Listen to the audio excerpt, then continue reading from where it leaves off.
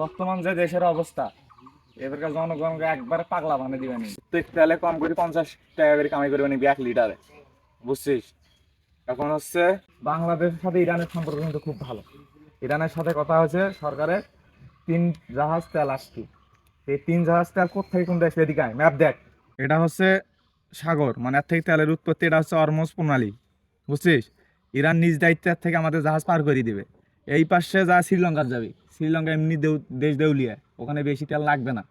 এলে সুরে চলে হয়ে গেছে এলে এলে বাড়ির কোনো কাম কাজ কিছু করার নাই সকালবেলা গাড়িটা থুছো গাড়িটা থেকে বার করে তেল নাই মুই আর কি আর কম এই সোলগুলো জন্ম দিয়ে জীবনে সবচেয়ে বড় পাপ করছো বাড়িতে একটা কোনো কাম করে না এই আকালি ভিড়ে একটা দিন যাবিছে আকালি ভিড়ে নিরে সেটাও নিরে না গরুটা পল দেওয়া জোবা দেওয়া সেটা নাই এই যে আজকে যে মোটর সাইকেল নিয়ে খালাস পেয়ে যাম তার কোনো ব্যবস্থা নাই বইয়ের বিশ্বে যে তেলের দাম বাড়ি গেছে এক দিছে গাড়ি তেল দেওয়া ওক দেওয়া গাড়ি দেওয়া যেভাবে যুদ্ধ লাগছে এদিকে ইরানের সাথে এই আমেরিকার এই যুদ্ধ যে কোন দিন থাকবে আল্লাহ জানে এই যুদ্ধ থামবে তেলের দামও কমবে আর গাড়ি নিয়ে আমার হাড় তো বুঝবে কি আর করবে মানে বাপের কাবরা চিকিৎসা শুনে তো বাড়িতে থাকতে মানুষ এখন মানে বর্তমান তেলের দাম খুব বেশি মানে তেল তো পাইছে না মানে পাম্পত মনে করো লাইন ধরে আছে এই 3-4 কিলোমিটার পর্যন্ত লাইন ধরে আছে পাম্পত তেল পাওয়া না কি করা যায় একটা বুদ্ধি বার করো বড় ভাই মানুষ তোরা আচ্ছা আমরা যদি তেলের একটা মানে চালান মারি দেই তাহলে তো আর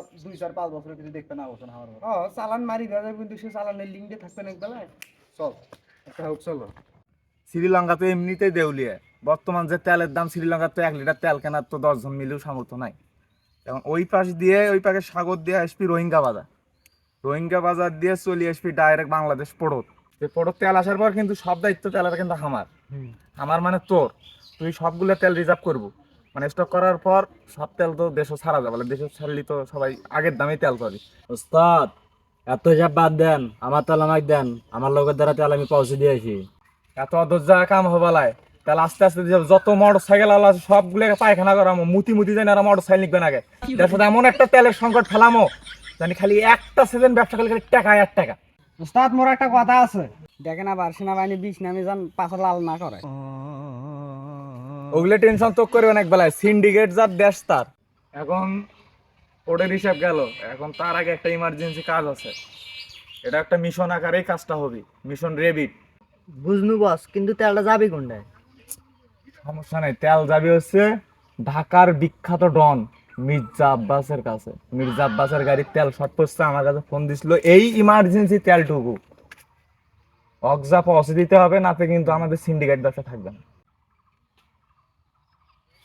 ওস্তাদ এই সময় এলাকা ফাঁকা, কেউ নেই, তেলটা তাড়াতাড়ি বের করে দেন। ঠিক আছে, তোরা দেখ তেলটা আমি দিচ্ছি। আর এই তেল যদি না পৌঁছায় জায়গা মতো তাহলে খেতে নিয়ে পিছন মারি দিব কিন্তু সবার। এই হচ্ছে তেল, বর্তমান মার্কেট ভ্যালু 17.5 কোটি টাকা। সমস্যা নাই বস মুই সঠিক জায়গায় নিরাপদে পৌঁছে দিই এই জন্যই তো দায়িত্বটা তোকে দিছ, কোনো চেক পোস্টে যাওয়ার দরকার নাই। আর বস টাকা পয়সা তো কম ইনকাম করেন না একটা ভালো চা দেখে শুনে ব্যাগ কেনেন এটা 3টের থাকের মধ্যে তো 4টে থাকে সেরা বস কেডা তুই না মুই যা তুই ব্যাগটা দেখি অঙ্ক করে মজা নিলু, এই ব্যাগ দেখলি পুলিশ প্রশাসন তো কোনোটা দাঁড় করবালাই। যা তাড়াতাড়ি ডেলিভারি কর।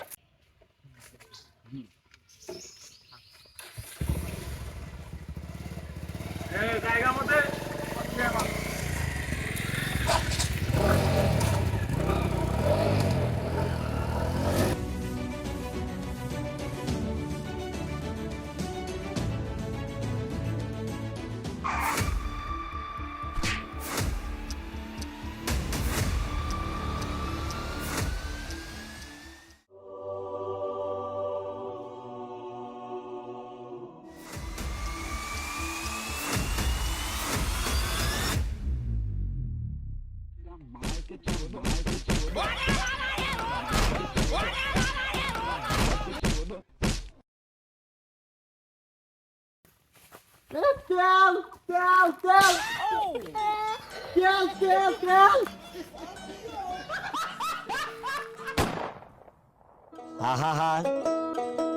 আমি পারি না আর পারি না, আমি কেন মরি না।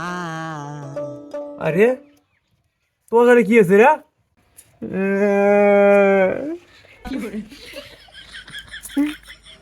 জাকিরুল মারুফ দুটো সিএন নিয়ে আয় তো রে তাড়াতাড়ি। কি অবস্থা রে তোমার? ইঙ্গা অবস্থা কে? কাহিনী কি তোমার? বসে আমাকে ডিল দিছে তেল বেচবে, তোমার কাছে তেল নিয়ে আসবে দোষী, সিঙ্গেল রাস্তা দিয়েই আসুছি, তাই ডাকাতি ধরি গাড়ি টাড়ি সব কার নিচে কুবড়ে ডোবে আমার ফাড়া গেল।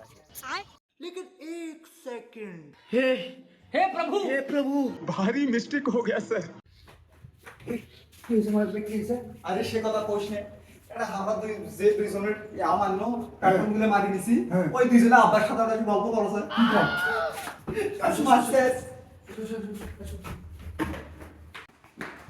আসলে মার ভাই সে একটা দিবে যাবে লাগবে, আব্বা তো ডাকলো সে একটা দিবে গেলে তো ধরা খাওয়া নাই, তো ধরা খাওয়া একটু বুদ্ধি বার করো।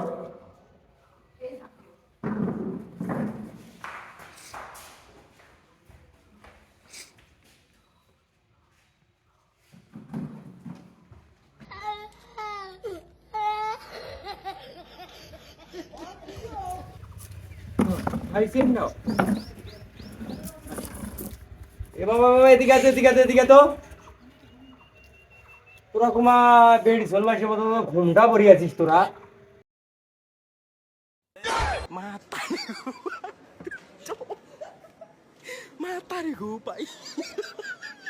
तेरी गाल मरी है गाल मरी तेरी गाल मरी तेरी